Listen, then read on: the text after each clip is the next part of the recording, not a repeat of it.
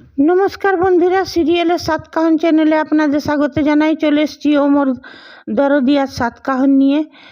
দেখা যাচ্ছে যে কোর্টে যখন বিদ্যুৎ বলছে যে বাণীর পরকীয়া আছে, ও নিজের বাবুর সাথে মিলে নিজের মেয়েকে রাখতে চাইছে, তারপর আমার মেয়েকে বেচে দিবে, এইসব মিথ্যে গল্প বলল কোর্টকে। তখন তো বাণীর যে উকিল সেও ভালো করে ওকে জবাব দিল। তো কোর্টের কাজ মুলতবি, বলল রায় ঘোষণা এখন হবে না, এর পরের দিন হবে, মানে তারিখ দিয়ে দিল। তারপরে দেখা যাচ্ছে যে এ তো চলে গেল, বাণী তো চলে গেল। বাণী তো ওই হোম ডেলিভারির কাজ করে আর মেয়েকে ঘরে রাখে। এইদিকে কোর্টের যখন রায় ঘোষণা চলছিল তখন কিন্তু মৌলি আর তার গ্র্যান্ড মামিও এসে বসেছিল। তোর গ্র্যান্ড মামি বলছে যে দেখো এমনিতে তো হবে না, এবারে অন্য কিছু একটা প্ল্যান করতে হবে এই বাণীকে আর অনিরুদ্ধকে আলাদা করবার জন্যে। তারপরে দেখা গেল যে ওদের ঘরে প্রেসের লোকরা এসছে নিয়ে, তারপরে ওই যে যেটা অনিরুদ্ধ বাবা সাইন করেছিল সেই সব নিয়ে ওরা স্ক্যান্ডেল রটাচ্ছিল, মানে ওই সব নিয়ে সব প্রশ্ন করছিল। তখন ইয়ের বাবা, মৌলির বাবা পিনাকি বলল যে এই 15 ডিসেম্বর ওদের হবে। বাণীকে ওরা, আমরা সবাই ভালোবাসি, বাণীর মেয়েকেও খুব ভালোবাসে আমার ছেলে, মানে অনিরুদ্ধ খুব ভালোবাসে, তাই ওদেরকে সহায়তা করছে। আর বাণীর যখন কোনো সায় সম্বল নেই, সেই জন্যেই ও গার্জেনের জায়গায় নামটা সই করেছিল, আর কিছু নেই। বাণী খুব ভালো মেয়ে, বাণীকে আমরা সবাই ভালোবাসি। তবে এটাও সত্যি যে আমার মেয়ের সাথে, মলির সাথে ওর বিয়েটা হবে, অনিরুদ্ধের এনগেজমেন্ট। তখন মলি ভাবছে যে এইবারে তো প্রেসের লোকও জেনে গেল, এইবারে দেখি বাণী তুমি কি করে আলাদা করো আমাকে অনিরুদ্ধর কাছে।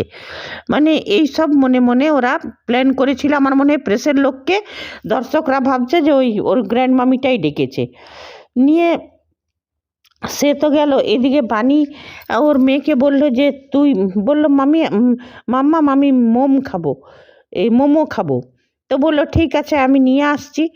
তো বাণী মোমো আনতে গেল আর বললো, আর হ্যাঁ ওই যে হোটেলের যে মালিক কাকাবাবু সেও ছিল সাথে। তো বললো কাকাবাবু থাকলো, মাম্মাম থাকলো, আমি আসছি। নিয়ে বাণী বেরিয়ে গেল। এদিকে কাকাবাবু আর ও দুজনা গল্প করছে, ছবি আঁকছে। নিয়ে তারপর কাকাবাবু বললো যে তানিয়া আমি একটু আসছি হোটেল থেকে ঘুরে, আমি এক্ষুনি চলে আসবো। নিয়ে চলে গেল।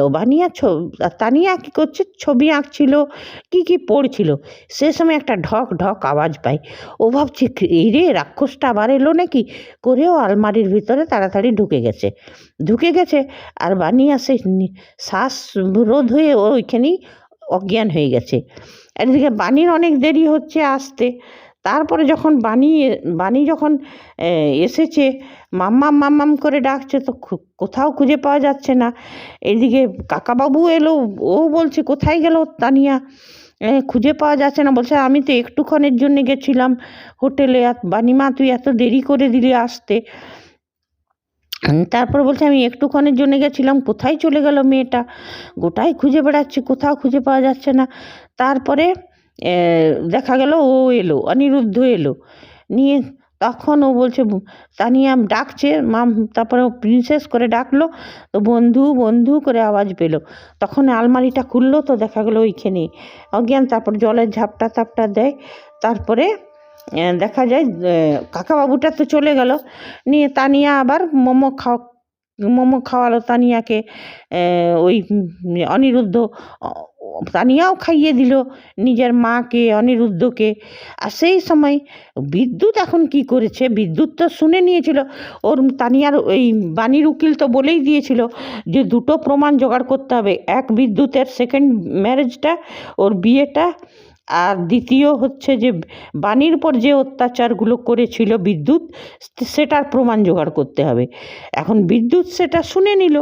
বিদ্যুৎ এখন বাণীকে আলাদা কেচে ফেলবার চেষ্টা নিয়ে গ্রাম থেকে যে বিদ্যুতের কাছে টাকা পেত ওই পাওনাদারগুলো এসে নিয়ে বিদ্যুৎকে ছেঁকে ধরেছে। বিদ্যুৎ এত চালাক, সে বলে দিয়েছে সব টাকা তো আমি বাণীকে দিয়েছি, এখন বাণী আমাকে ছেড়ে চলে গেছে ওর নিজের বাবুর সঙ্গে ফুর্তি করবার জন্যে, টাকা পয়সা ওর কাছেই আছে, আমার কাছে কিছু নেই। হ্যাঁ, তো বলছে তাহলে ঠিক আছে চলো বাণীর কাছে নিয়ে চলো। নিয়ে সেই যখন ওরা খাওয়াচ্ছিল তানিয়া ওর বাণীকে আর অনিরুদ্ধকে, তখনই মানে ওরা খুব খুশির মুহূর্ত ছিল। আর সেই সময় পাওনাদারগুলো বাণী বাণী করে ডাকছে। তখন বলছে কে ডাকছে বাণী বাণী করে ভাই? দেখি তো বাণী যখন বাইরে এলো তখন বলছে কী রে বাণী, তুই টাকা পয়সা নিয়ে তো টাকা পয়সাগুলো আমাদের ফেরত দে। তো বাণী বলছে আমি কেন ফেরত দেব, বিদ্যুৎ নিয়েছে বিদ্যুৎ ফেরত দেবে। আর এদিকে বিদ্যুৎ আর ওর উকিলটাও দুজনা ক্যামেরা নিয়ে উপস্থিত, নিয়ে বলছে যা কী রে বাণী, তো এতদিন পরে আমার দেখা হলো, তুই বাড়ি ভেতরে আসতে বলছিস না, ভেতরে কেউ আছে নাকি? সেই জন্যে এদিকে সমানে বচসা শুরু করে দিয়েছে ওরা। আর এদিকে বাণীর উকিল আর ওই রেডি। হ্যাঁ, বিদ্যুৎ বলেছিল যে আমাকে, বিদ্যুৎকে ধরেছিল যখন, বিদ্যুৎ বলছে যে বাণীর কাছে টাকা পয়সাগুলো আছে, যাও তোমরা বাণীর কাছে। তখন বলছে না, তো কি বিশ্বাস তুই মিথ্যা বলে পালাবি? বলছে থাম্বার সঙ্গে আমাকে বেঁধে দাও। তো ওকে বেঁধে দিল যখন, তারপরে তো ওরা চলে গেল বেঁধে নিয়ে। ওই উকিলটা এসে তখন উকিলটা আবার খুলে দিল ওকে, সব তো প্ল্যান ছিল। এদিকে ওরাও ক্যামেরা নিয়ে রেডি আছে, এদিকে বাণীর সঙ্গে ঝামেলা শুরু করে দিয়েছে যে, আর বাণী বলছে আমি নিইনি, সব বিদ্যুৎ মিথ্যা কথা বলছে, এরা বিশ্বাস করছে না। বলছে তুই তো বলেছিলি যে আমি সব টাকা শহরে যে নিয়ে আসবো, টাকা সব ফেরত দিব, তো এইবারে দিতে হবে তোকে। বাণী আর কি করবে, তা করতে ওই অনিরুদ্ধ বেরোলো, কী ব্যাপার না এই বলছে যে বিদ্যুৎ টাকা নিয়েছে, তো ওনাকে কেন বলছেন আপনারা? বলছেন তুমি চুপ করো। তারপরে বাণীকে ধাক্কা দিয়ে দিল, তো অনিরুদ্ধর গায়ে পড়লো, আর সেইটাই অনিরুদ্ধকে ধরে ফেললো, আর সেইটাই ক্যামেরাতে ফটো তুললো। হয়তো কোর্টে এটা পেশ করবে যে বাণী ব্যভিচার করছে, কিন্তু জজও তো বোকা নয়, জজও বুঝতে পারবে যে বাইরে কেউ এই পরিস্থিতিতে, কোন পরিস্থিতিতে কি হয়েছে সেটা হয়তো এর গায়ের কেউ এর মধ্যে সাক্ষীও দিতে পারে, সেটা তো পরের কথা, সেটা তো আমরা আগামী এপিসোডে দেখব। এদিকে দেখা গেল তখন অনিরুদ্ধ বলল কত টাকা পান আপনারা সব? তখন বলল যে আমরা এই এত টাকা পাই, নিয়ে এই করে 7 লাখ। তো বললো ঠিক আছে সবারই অ্যাকাউন্টে পাঠিয়ে দিচ্ছি টাকা করে। অনিরুদ্ধ আর বাণী বাধা দিচ্ছে, বলছে না, নিয়ে সবারই অ্যাকাউন্টে পাঠিয়ে দিল। বলছে হ্যাঁ আমাদের অ্যাকাউন্টে এসে গেছে টাকাটা। হ্যাঁ, বলছে ঠিক আছে। আর এদিকে বিদ্যুৎ বলছে উকিলটাকে বলছে কি নিজের মনে মনে যে এই বাণীর বাবুর সাথে আমার শত্রুতা না করে বন্ধুত্ব করলেই ভালো হতো, তাহলে অনেক টাকা পয়সা পেয়ে যেত। তারপর বলছে আর ইসালা এখন তো আছেই প্রিন্স, তানিয়া তো আছে, মেয়েটা তো আছেই, ওকে নিজের কবজাতে করে আর তারপরে বাণীর বাবুর সব টাকা আমার। হ্যাঁ, মানে ও এইটা প্ল্যান করছে যে তানিয়াকে কবজাতে করে নেবে, আর তারপরে বানিয়াকে অত্যাচার চায়, বানিয়াকে পড়াশোনা ইমোশনাল করে ও অনিরুদ্ধের টাকাগুলো নেবে, এই হয়তো প্ল্যান করেছে। দেখা যাক এই প্ল্যানে কত দূর সাকসেস হয়। তবে একটা কথা বলছি, এই ফাহিম মির্জা যে বিদ্যুতের রোলটা করছে, সে হচ্ছে আমার অনেক প্রিয় অ্যাক্টার। ওকে এই ভিলেনের রোলে আমার একটুও ভালো লাগছে না, ওকে আমার হিরোর রোলেই আমি চেয়েছিলাম। সে যাই হোক, ওটা তো মেকার্সদের মর্জি। তো ফাহিম মির্জা আমার বহুত পছন্দের একজন অভিনেতা। সে যাই হোক, এদিকে দেখা রোলও ভালো করছে, ভিলেনের রোলটাও খুব ভালো করছে। তবে ভিলেনের থেকে হিরোর রোল করলেই বেশি চাই, পুলিশ অফিসারের রোলেই ওকে বেশি ভালো মানায়। সে যাই হোক, তারপরে দেখা গেল যে বাণী, ওরা তো চলে গেল, বাণী ধপ করে বসে গেল, ওইখানে একটা রক ছিল, ওই রকের মধ্যে নিয়ে বলছে আপনার এত এত আমি কি করে আপনার এত ঋণ আমি কি করে শোধ করব বলুন তো? আবার এত টাকা ঋণের বোঝা বেড়ে গেল। তখন অনিরুদ্ধ বলছে ওই যে বললাম খাতাতে লিখে রাখবেন। হ্যাঁ, এইটা বলে তো আজকের এপিসোড শেষ হলো।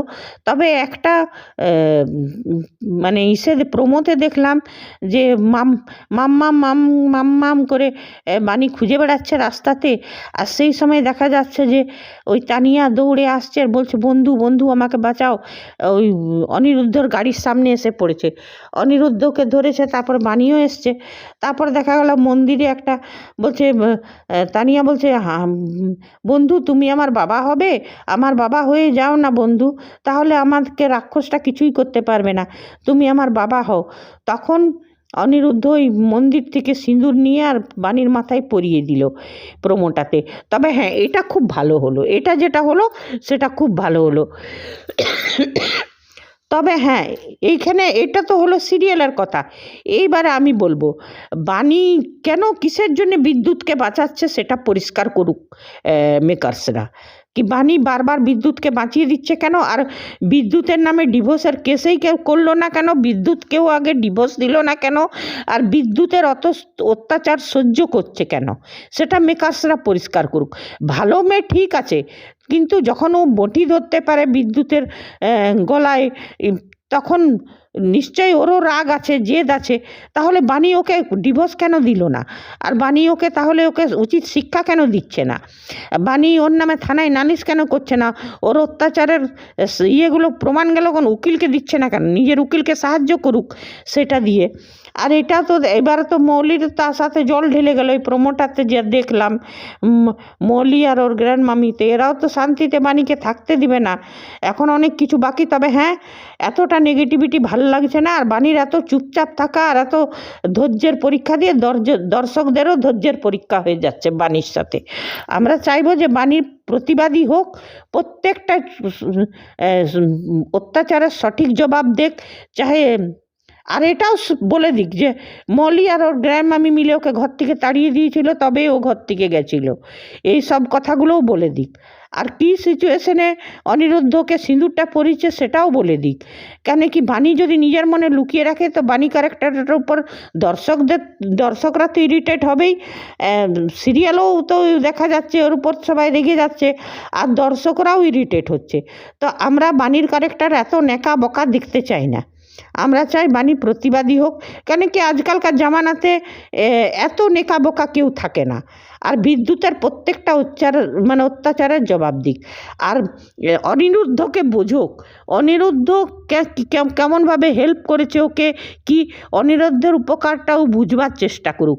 এই কি বলবো, সিরিয়ালদের নায়িকাদের এই একটা প্রবলেম, যারা ভালোবাসে, যারা অন্যায় করে, হ্যাঁ, এই যারা ভালোবাসে, যারা দায়িত্ব নেয়, যারা সব কিছুতে সাথ দেয়, আর সিরিয়ালের নায়িকারা তাকেই অপমান করে, অসম্মান করে। আর যারা লাত মারে, কথা শোনায়, অপমান করে, তাদেরকে মাথায় করে রাখে। এই কনটেক্সটটা চেঞ্জ করুক। কমসে কম এই মেকার্সদের কাছে আমার এটাই অনুরোধ যে বাণীকে প্রতিবাদী বানাক, সত্যিকে সত্যি, মিথ্যাকে মিথ্যা বলতে শিখুক। কেন কি যে অন্যায় সহ্য করাও পাপ, অন্যায় করা সব বড় পাপ, আর অন্যায় সহ্য করা তার থেকেও বড় পাপ। তো বাণীকে দর্শকের চোখে আর পাপী আর ইরিটেট বানাবেন না। বাণীর চরিত্রটাকে প্রতিবাদী করে দেখান। যেমন অনিরুদ্ধ যখন বিয়েটা করেইছে প্রোমোটাতে দেখলাম, এবার যেমন ওর সঙ্গে শান্তিতে থাকে। ঠিক আছে বন্ধুরা, আজ এতটাই। আবার চলে আসবো আগামী এপিসোডের সাতকাহন নিয়ে। বন্ধুরা, আপনারা যদি আমার সাথে সহমত থাকেন তো কমেন্ট করবেন, না থাকেন তাও কমেন্ট করবেন। ধন্যবাদ, বাই।